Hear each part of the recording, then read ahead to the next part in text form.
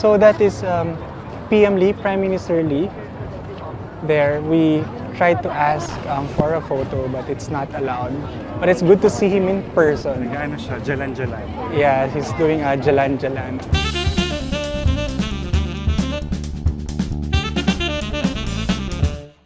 Hi everyone! Tonight we will be at the iLight Singapore 2022, which started in June 3 up to June 26. And there will be a lot of light installations from 7:30 p.m. to 11 p.m.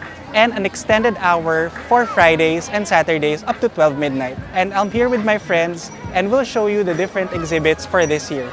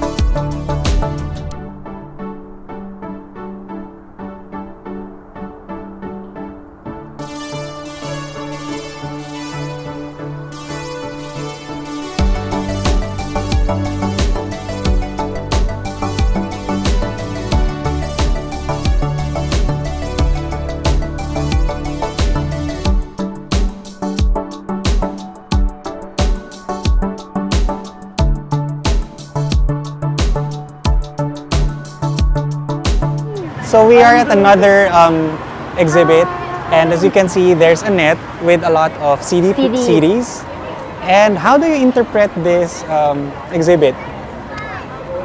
It's recyclable CDs that projects light, so it becomes artistic, and you can do like.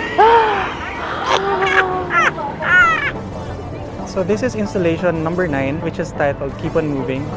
It's a striking ode to running as a form of exercise that helps maintain a balance of mental stimulation and physical fitness. The installation is inspired by chronophotography, an antique photography technique that captures movement in several frames of print before layering them in a single frame to display phases of motion.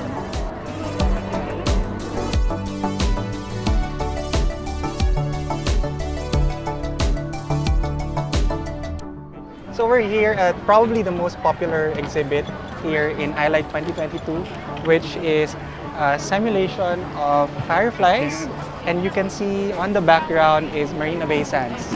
As you see, it looks like fireflies. And it's so cute, right? But it's actually relaxing at the same time.